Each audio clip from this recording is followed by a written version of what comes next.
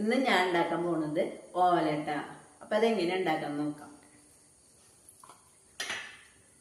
1/2 kilo കുമ്പളങ്ങയാണ് കേട്ടോ. അത് ഞാൻ ചെറുതാക്കിയിട്ട് നുറുക്കി കഴുകി വെച്ചുള്ളതാട്ടോ. ഇത് ചട്ടിയിലേക്ക് ഇടാട്ടോ.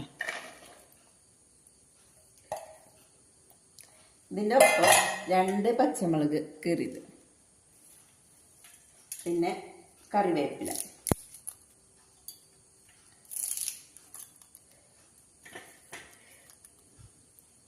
പിന്നെ ഇതിലേക്ക് ഒരു അരമുറി തേങ്ങയുടെ ഇത് 2-ാം പാലിട്ടോ. ഇതിലേക്ക് വെച്ച് ഒന്ന് ഇളക്കിയിട്ട് ഇതിലേക്ക് ആവശ്യമുള്ള ഉപ്പിട്ട് കൊടുക്കാം കേട്ടോ.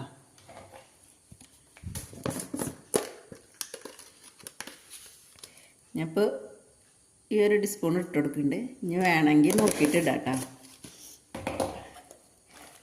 ഇളക്കിയിട്ട് നമുക്ക് തീ ഓണാക്കാം കേട്ടോ.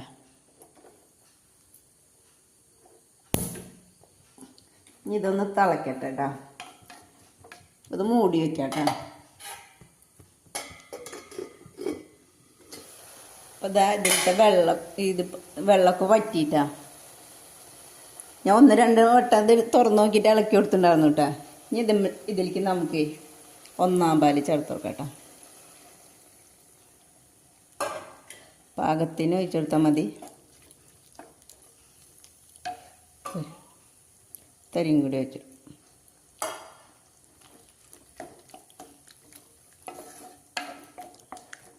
ഇതിന് ഒരു തിളങ്ങനെ ഒന്ന് ചൂടാവണ്ടല്ലോ കേട്ടോ. അപ്പോഴേക്കും ഓഫാക്കട്ടെ തീ. കുറച്ച് വേപ്പില ഇട്ട് കൊടുക്കാം.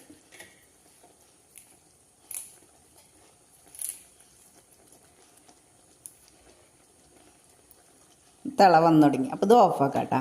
ഇനി ഇതിലേക്ക് ഒരു തരി പച്ച വെളിച്ചെണ്ണ, ഒരു ചെറിയ ടീസ്പൂൺ കേട്ടോ. ഇത്ര മതി.